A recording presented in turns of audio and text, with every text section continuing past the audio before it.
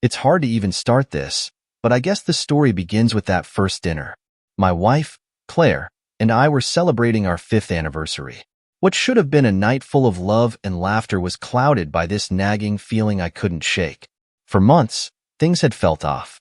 Claire had been distancing herself, working late, spending more time with her girlfriends, and always glued to her phone. At first, I told myself it was just paranoia. We'd been through rough patches before, like any couple, and this was probably one of those times. But deep down, I knew it was more than that. I could feel something slipping away, like a rope fraying bit by bit. That night, she was distracted, constantly checking her phone, claiming work emergencies. We barely spoke through dinner. The silence between us wasn't just awkward, it was suffocating. I remember staring at her across the candlelit table, trying to recognize the woman I married, but she felt like a stranger. When we got home, she kissed me on the cheek and went straight to bed. I stayed up, the wine from dinner swirling in my head, replaying everything over and over. That's when I did something I swore I'd never do. I grabbed her phone from the nightstand while she slept. My heart pounded, and my hands shook as I unlocked it. It felt wrong, invading her privacy like that. But I needed to know. I had to know. I scrolled through her messages, but there was nothing suspicious, at least not at first. I checked her recent calls, her emails, nothing. I almost put the phone down, telling myself I was overreacting. But then I noticed something. There was a hidden folder in her gallery, one that I hadn't seen before. With trembling fingers, I opened it, and my world shattered. There were pictures, dozens of them, of Claire with another man. Not just any man. No, this wasn't some random stranger. It was one of my closest friends, Derek, the guy I'd known since college, the one who'd stood beside me as my best man, the one I trusted like a brother. The images were explicit, each one more painful than the last. My heart felt like it was being torn from my chest. I couldn't breathe, couldn't think. The betrayal was overwhelming, not just from her but from him too. How long had this been going on? Why didn't I see it sooner? I spent the rest of the night in a daze, staring at the ceiling, wondering how I'd missed all the signs. How had my life crumbled right in front of me without me realizing? And worst of all, how was I going to confront her, or him, knowing that this was just the beginning? I couldn't have known then, but the truth was far worse than I imagined. The next morning, I couldn't look at Claire.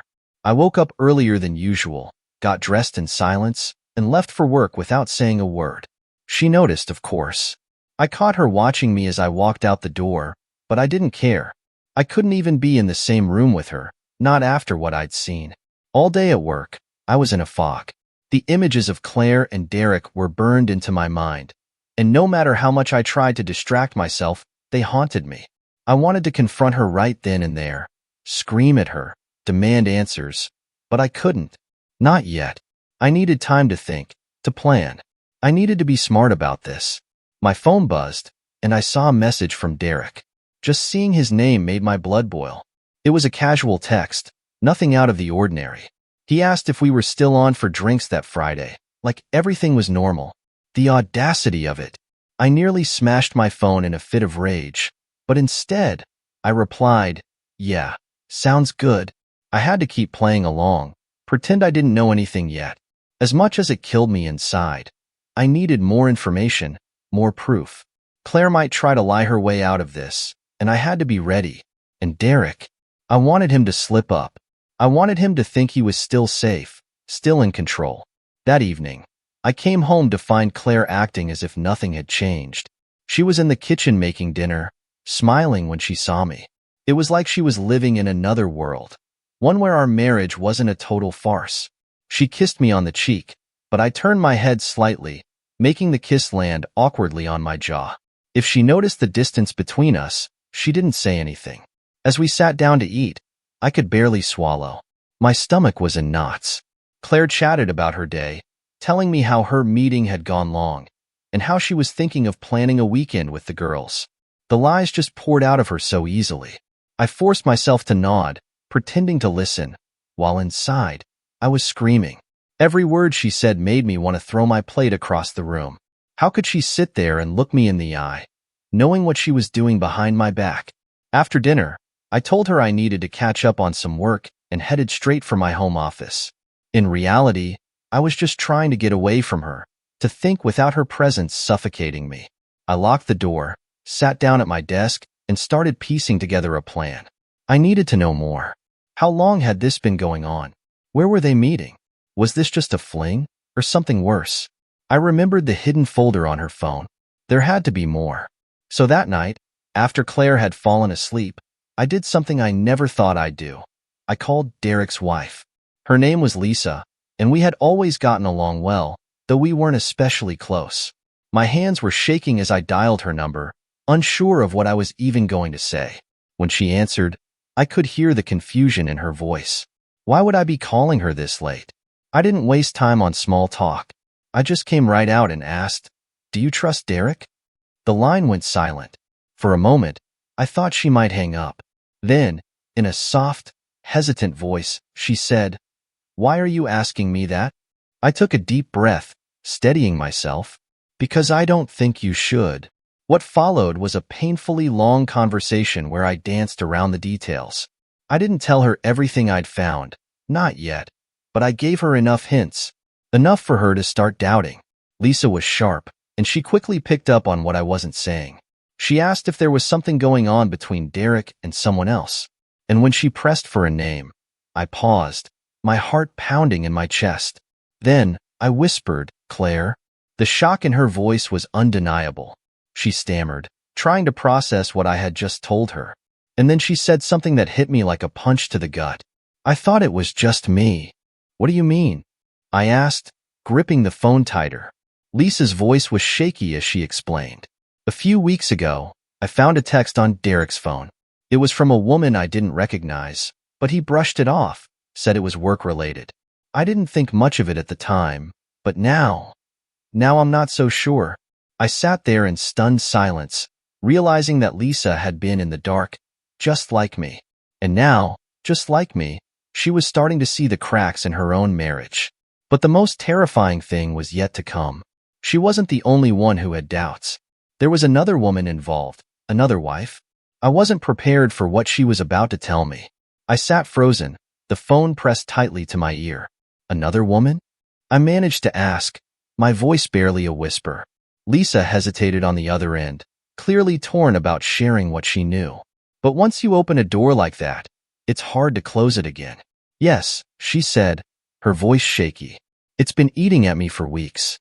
I didn't want to believe it, but there's another wife who thinks her husband's involved with someone. I don't have all the details, but her name is Megan. She's married to one of Derek's friends, Chris. I overheard them talking at a party a while back. Something about her husband acting strange, coming home late, secretive messages, all of that. At the time, I didn't think it had anything to do with me, with us. A new weight pressed down on me, heavier than before. This wasn't just a one-time thing between Claire and Derek. This was a web, something bigger, Messier. Multiple couples, multiple lives being tangled and torn apart. The realization hit me like a freight train. Claire didn't even know she was messing around with other men, married men, all in the same circle. They were all playing the same game, and none of them seemed to care about the consequences. "What do you think it means?" I asked, feeling sick to my stomach. My heart pounded so loud I could barely hear her response.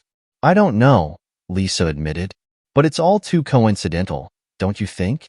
Maybe Derek and Claire aren't the only ones. Maybe there's more going on than we realize." I hung up the phone after some tense goodbyes, my head spinning. I couldn't sleep that night. I kept replaying everything Lisa had told me, over and over. I knew I needed to get to the bottom of this, but how? I was already drowning in the betrayal of my own wife. Now there were more people involved, more lies. It felt like every step I took uncovered another layer of deceit. The next few days passed in a blur. Claire continued to act like everything was normal. We went through the motions, dinners, small talk, chores, but I could barely look at her. Every time she smiled at me, it felt like a slap in the face. My mind was miles away, imagining what else I might find if I dug deeper. How far had this gone? Who else had been pulled into this mess? And then came Friday, the night I was supposed to meet Derek for drinks. I had been dreading it, but I knew I had to go. If I wanted to confront him, this was my chance. I arrived at the bar earlier than usual, my nerves on edge. Derek showed up not long after, all smiles and casual greetings, like nothing had changed. He sat across from me, ordered his usual, and immediately launched into some story about work, completely unaware of the storm brewing inside me. I nodded along, barely listening. All I could think about was the betrayal, the pictures on Claire's phone, the lies that were woven so tightly around us. My fists clenched under the table, and I forced myself to keep calm. Finally, Derek paused, noticing my silence. "You good, man? You seem off." I looked him straight in the eye, feeling the tension in the air crackle. "Yeah, I'm fine," I said, my voice steady despite the anger boiling inside. "Just been thinking about life, you know? Marriage, friendships." He raised an eyebrow, sipping his beer. "Ah, one of those nights, huh? Claire giving you a hard time?" His casual mention of her name made me want to throw my drink in his face. How dare he sit here, pretending to be my friend, after everything he'd done, after everything he was still doing? "Something like that," I muttered. I took a deep breath, steadying myself. "Actually, there's something I've been meaning to ask you." Derek leaned back in his chair, his expression relaxed. "Shoot." I paused, my heart hammering in my chest. This was it. I was about to lay it all out, see if he'd confess, or if he'd keep up the charade. "Have you been sleeping with Claire?"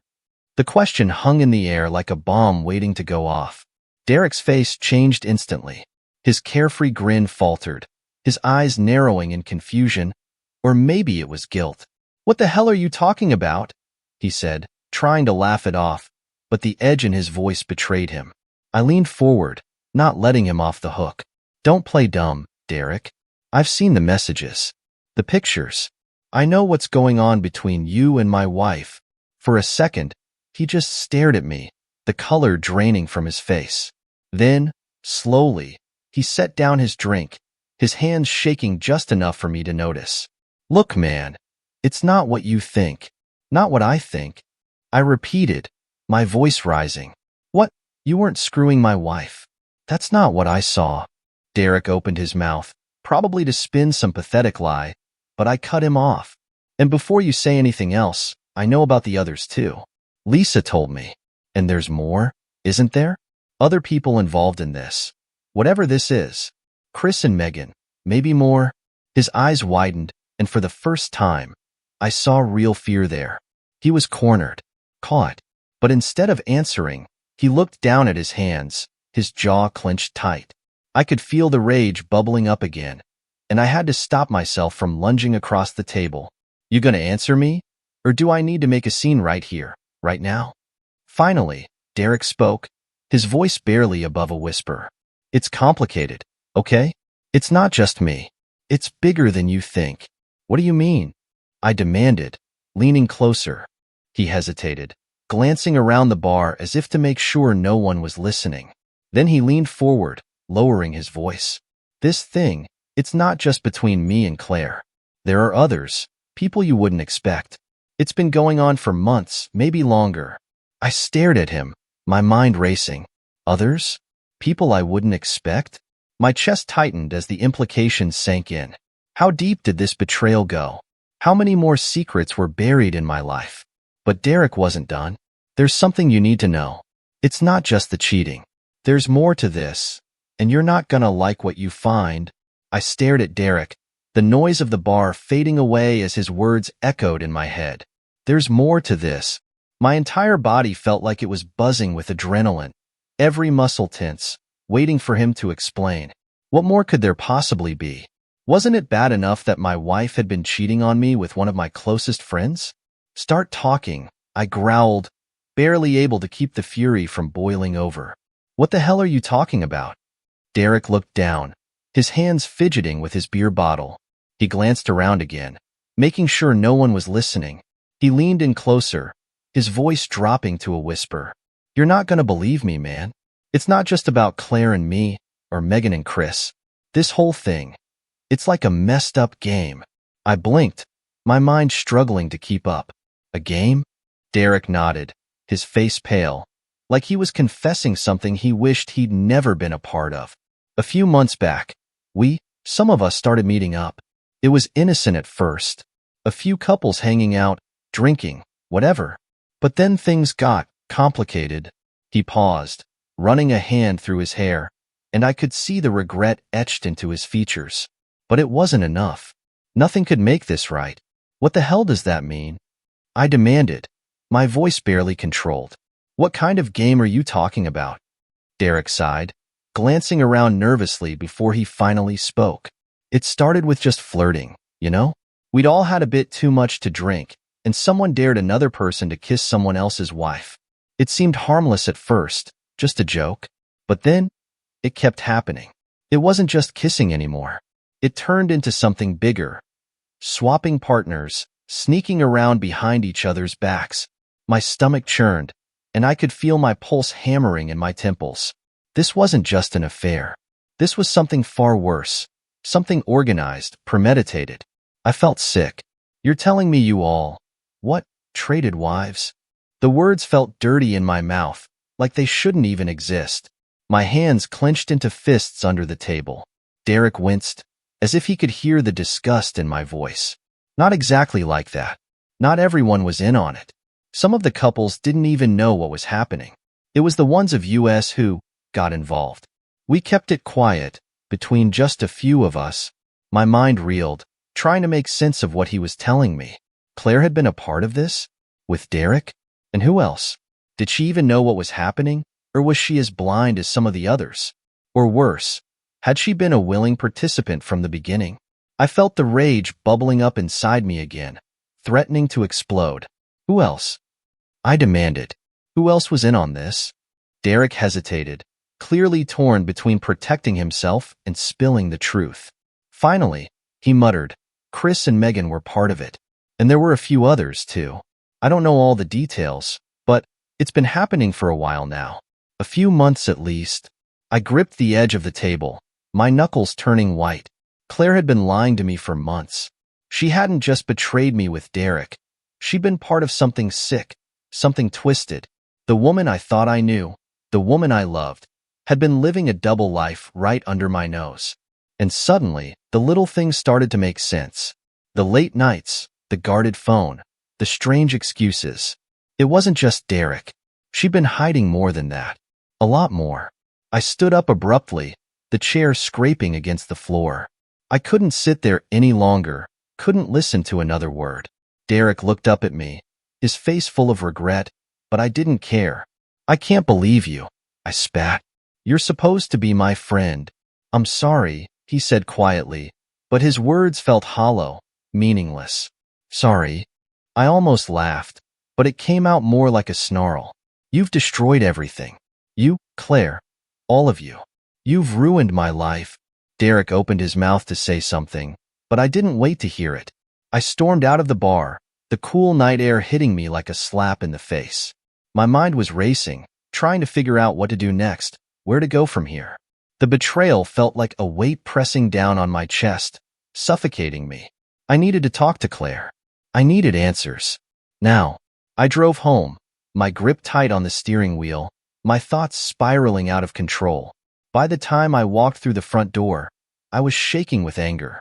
Claire was sitting on the couch, her laptop open, looking up when I came in. You're home late, she said, her voice casual, like nothing was wrong. That was it. That was all it took. I snapped. I slammed the door shut behind me and marched toward her, my face burning with fury. Stop pretending, I hissed, my voice trembling with barely controlled rage. I know everything, Claire. I know about you and Derek. I know about the others. Her face drained of color, her mouth opening and closing like a fish gasping for air. What are you talking about? Don't lie to me. I roared, the words ripping out of me. I know about the affairs, the lies, all of it. I talked to Derek. He told me everything. For a moment, Claire just sat there, stunned. Then, like a dam breaking, she started to cry, her sobs filling the room. I'm sorry, she whispered between breaths. I'm so sorry. But I wasn't done. Not by a long shot. Sorry. I spat. Sorry doesn't even begin to cover it. You've been sleeping with my friend, with God knows how many others, for months. You've lied to me every single day.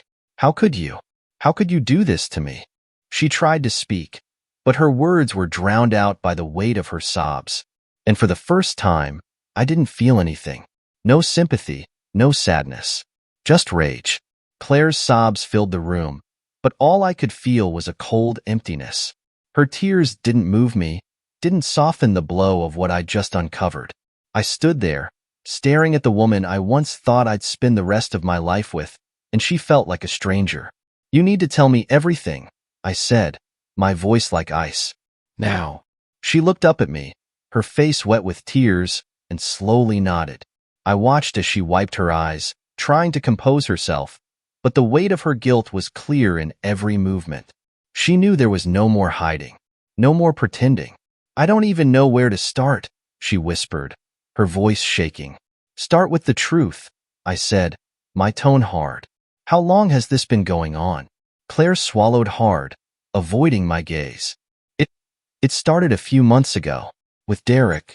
Her voice broke, and she paused, taking a shaky breath.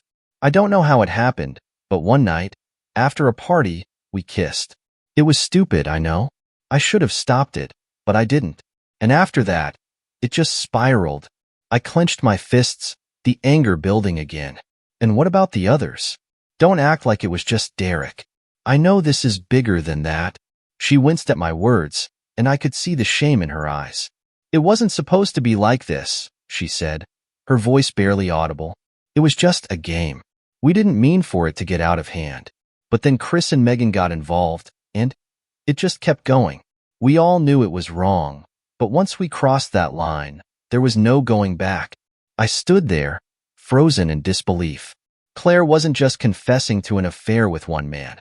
She was telling me that she and our closest friends had been part of some twisted secret for months. A game. That's what she called it. Like my marriage, our lives, were some kind of joke to them. "And you didn't think, not once, that what you were doing would destroy everything?" I asked, my voice dangerously low. "I didn't want to hurt you," she said, her tears flowing again. "I swear, it wasn't supposed to be like this. I don't even know how it got so far." The words rang hollow. There was no excuse for what she had done, no justification that could make any of this right. "So, it was all just some game to you?" I spat, unable to hide my disgust. "You and Derek and Chris and Megan, playing with people's lives like it was nothing?" She shook her head frantically, her hands trembling in her lap. "No, it wasn't like that. We didn't mean for it to hurt anyone. We thought we could control it, keep it quiet. But things got complicated." Complicated. That was the word she chose to describe the complete destruction of my life. I turned away from her, trying to stop the bile rising in my throat. I needed to get out of there, to clear my head. But there was one more thing I needed to know. Who else? I demanded. Was it just them? Or were there others? Claire's silence told me everything I needed to know. I turned to face her, my jaw clenched. "How many, Claire?" Her shoulders slumped, and she finally met my gaze. "There were others," she admitted, her voice barely above a whisper. "Not many, but yes." I felt the room spin around me. Others. How many more people had been dragged into this nightmare? How deep did this go?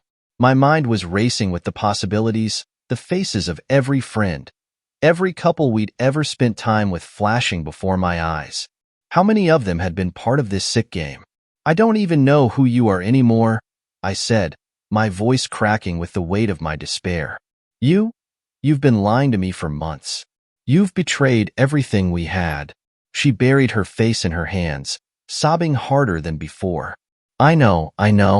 I'm so sorry. I don't deserve your forgiveness, but I swear, I never wanted this. I never wanted to hurt you." Her words were like knives, twisting deeper with every apology. I didn't want her tears, her regret. I wanted the truth, something real, but I wasn't sure if I'd ever get it from her. I grabbed my jacket from the chair by the door, my head spinning. "I need to go," I muttered, not even looking at her as I left. "I can't be here right now. Please," Claire called after me, her voice desperate. "Don't leave like this. We can talk. We can figure this out." But I was already out the door, the cold night air hitting me like a slap to the face. My mind was racing, my emotions all over the place. I needed to get away from her, from the house, from everything. I needed space to think, to figure out what the hell I was going to do next. I drove without any real destination, my hands gripping the steering wheel so tightly my knuckles turned white. How had my life spiraled so completely out of control? Just days ago, I was living in blissful ignorance, believing my marriage had problems, but never imagining it was built on lies. And now, everything had come crashing down in the worst possible way. I pulled over to the side of the road, my chest heaving with the weight of it all. I sat there in silence, staring out into the night, trying to figure out what the hell I was going to do next. And then my phone buzzed. It was a message from Lisa. "We need to talk." The pit in my stomach deepened. There was more to this. More secrets, more lies. And I wasn't sure I was ready to face them. But I had no choice. I couldn't run from this any longer. I met Lisa the next morning at a cafe far from the familiar streets where we all lived. She looked as tired as I felt, dark circles under her eyes, the weight of everything showing on her face. We sat across from each other in silence for a moment, both unsure of how to start. Finally, she broke the silence. "I confronted Derek," she said, her voice flat, "after we talked. He admitted to everything." Her hands were shaking as she stirred her coffee, not looking up at me. "He told me about the game, about how it started as some stupid dare and spiraled out of control. But what you don't know is, it didn't stop there." I felt a chill crawl down my spine. "What do you mean?" Lisa looked up at me, her eyes red from crying. "There's more. Derek wasn't the only one sleeping around. There's a group of them, these so-called friends, and they've been meeting up, swapping partners, for months. It's not just Claire, Chris, or Megan. There are others, people we thought were friends." The room seemed to spin again, and I felt like the ground was slipping out from under me. "Who?" She hesitated, as if she didn't want to tell me. "At least 3 other couples," she said finally, her voice barely above a whisper. "I don't know all their names, but they've been hiding this for months. Maybe longer." My mind was reeling. People I had laughed with, shared holidays with, trusted. They were all in on this? And I had been oblivious the entire time. "I don't even know who I can trust anymore," I said, my voice hoarse. "Neither do I," Lisa admitted, her eyes filling with tears again. "But there's something else. Something you need to know." I braced myself. "What?" Her next words felt like a punch to the gut. "They're still meeting up. They're planning something for this weekend." The room seemed to spin. I could barely believe what I was hearing. Even after everything had come to light, they were still going to continue this game? Her words hung in the air, suffocating me. My mind struggled to process what Lisa had just revealed, that even after everything, they were still planning to meet up, still playing their twisted game. I couldn't wrap my head around it. How could they? How could Claire? "I don't believe this," I whispered, more to myself than to Lisa. But the truth was right in front of me, and I couldn't escape it. "They're meeting this weekend," Lisa repeated, her voice trembling. "Derek didn't give me all the details, but it's happening. I don't know who will be there or where exactly, but they're not stopping." I sat there, staring blankly at the table, my stomach in knots. The betrayal was deeper than I'd ever imagined. It wasn't just an affair or a mistake. It was a secret life, a web of lies that had trapped not just Claire, but so many others I'd considered friends. And they weren't done. I had thought I'd hit rock bottom, but now I realized there was still further to fall. "What are you going to do?" Lisa asked quietly. I looked up at her, seeing the pain etched in her face. She was just as lost as I was, both of us blindsided by the people we thought we knew, the people we loved. "I don't know," I admitted, my voice hollow. "But I can't sit here and do nothing."